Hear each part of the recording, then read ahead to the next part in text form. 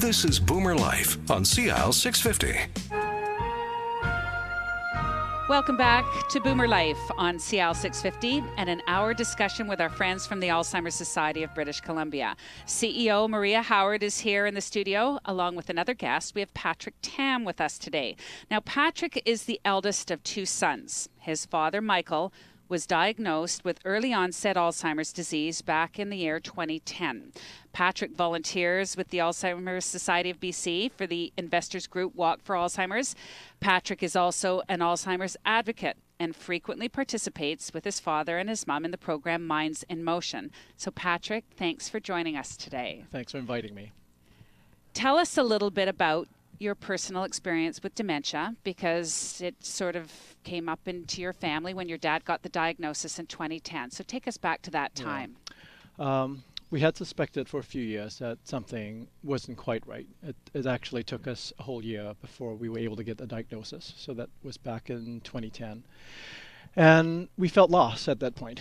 You know, what do we do? I think culturally it was something that my family, myself included, that we weren't necessarily ready to be very public and very open about it. But I really felt like we needed support. So I reached out to the Alzheimer's Society. You phoned them? Gave them a call, yeah, and was able to reach out to them. And then through our First Link program, we were given access or information about the types of different programs and services. And Minds in Motion was one of the programs that we got onto back in 2010. It was recommended. So you mentioned culturally that this was difficult for Yes. you. So you coming from Singapore, Yes. your whole family came from Singapore. Yeah. Were you aware of Alzheimer's disease? Had this run in any other generations in your family before? Or Yeah. It's not something that we've really talked about, this whole thing about being public with a disease. So that was the sort of the cultural component I was referring to. Things tend to be kept within the family. You don't share. Private. We keep things very private. And so it was challenging. It was challenging dealing with the diagnosis and trying to figure out what we would do next. But I really felt that we couldn't do it alone. I think, and it's something that I talk to families about, that don't feel like you're ever alone in this journey. So we reached out, got some information, and even going into the Minds in Motion program was a bit of a challenge. My mom wasn't necessarily wanting to be in a space where, you were with other people, and I think it was quite unclear what it was initially, but we gave it a try. And it's an amazing program where we could actually not only come together with other families going through the journey with sort of a fitness component, but during the social hour, we actually have fun. And it's one of the things that I'm very grateful for. It's not often that I hear my mom laugh, but it's at these sessions that my mom has fun playing and actually laughing. So. Oh my, it sounds like a huge breakthrough for your family, because Yes. I don't imagine that they embraced a public group event. No, just even driving to the community center and being so visible, going into a room that's full of strangers. But it took a while. I think it's about giving it a chance. So tell us a little bit about some of the activities that you and your family engage in Minds in Motion. What exactly is the program? We've heard a little bit about how it's fun and it's fitness, but what do they do? Well, in our family, we create a whole routine before Minds in Motion. So I'll pick up mom and dad, we'll have lunch, maybe do a bit of grocery shopping with mom, and then we head off to Minds in Motion, which is in South Arm Community Center, which is a great place and space for it because we're right across the hall from the senior center. And we take our jackets off. We sit in a round sort of circle of chairs, and we do a few warm-ups, typically with balls. And that's the other thing that's been amazing. My mom has taken a bit of a leadership role where while we're all getting ready for the fitness component, she would proactively pick a ball and do warm-ups with the other participants. And then comes the more formal component, which is fitness instructor led. That's another thing that I find really amazing, that it's not about feeling like you're fit enough to do a workout. The fitness instructor really focuses on your abilities. So there isn't any chat about the disability itself, but trying to get everyone to do what they can. And I find it amazing when I look around the room, seeing how everyone's able to do some adapted form of the workout. And after a workout which has, sort of a calisthenic component to it, some stretching and relaxation, we move on to the social hour, which has many different components. We tend to be a group that's very food focused. So we'll often come not together. Not like that's a bad thing. That's a good thing. We eat a lot of cookies. Just recently, a few days ago, leading up to Thanksgiving weekend, we decided, well, let's have a food day focus on Thanksgiving.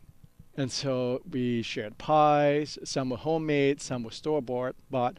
So that's been amazing that somehow through this weekly program that we're able to have these little celebrations.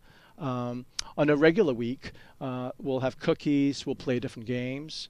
There's one particular game which I really enjoy. So it's, instead of playing hangman, we play hang a pot, because I had said, well, I don't know if we want to hang a man. That seems a little violent. So we would actually draw out flower pots instead of, the caricature of a man. And it's been interesting how even for individuals who may be challenged, keeping the games and interaction simple allows everyone to participate.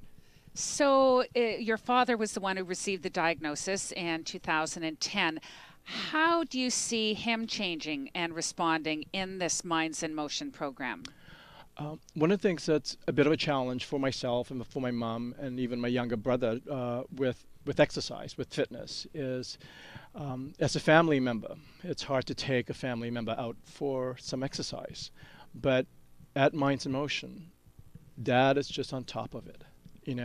When in a classroom setting, he follows really well. And even in his current state, it's been amazing to see him follow the verbal cues, that he's able to mimic what the fitness instructor's doing. I don't know if I could have done that on my own. The fact that we have instructors who are trained to deal with seniors who may be challenged in whatever ways. He's been amazingly great with our group, our little family of families going through this journey. During the social hour, there might be certain activities that he's challenged completing, but again, because we have coordinators who are very adaptable to the needs and the abilities of everyone, he's always involved in some capacity. So again, something that's hard for a family to replicate on their own in a home setting. But in Minds in Motion, it seems like magic happens. It's simple tasks, simple things, but I really do feel that the program's been a godsend for us. Well, I was just going to say, you just sort of naturally led into it. If Minds in Motion wasn't available, where would you be today as a family? I don't know where we would be. Struggling, really. It's a challenge trying to create routines for my parents, and having this one program that on a weekly basis allows them to come together with other families, exercising, socializing, having fun, laughing, is amazing. And there are times when I wish we could have that more frequently, but even that weekly routine of having that in the schedule has made a tremendous difference in our lives. I think you've really nailed it in the sense that expressing that the social aspect and social interaction is imperative, because I think when an individual, not just the family, but the individual who receives the diagnosis, but the entire family receives that diagnosis, that you might feel isolated at some point. So when you have an opportunity to get out in the community and engage in social activity, it's not just helping that one person, it's helping all of you. Mm-hmm. and really not feeling alone. I mean, I mentioned earlier that we're a family of families, and we've known so many families since 2010. And some families have moved out of the program because their loved ones have moved into homes who have passed away.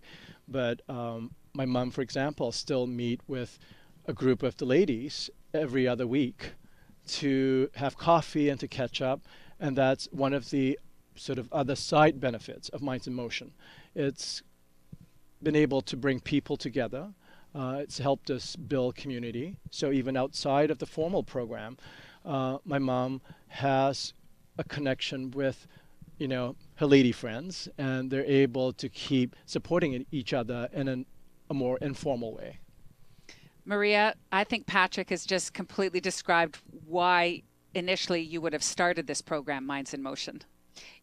He's done a great job describing it, and I think, I love what Patrick has said about family of families, because it is so great to see families come who feel, in the community they don't know how to reach out. They're maybe embarrassed, or they're worried, and here they come and they can just be themselves and just really enjoy. And I think that's what, family of families, that's a great expression.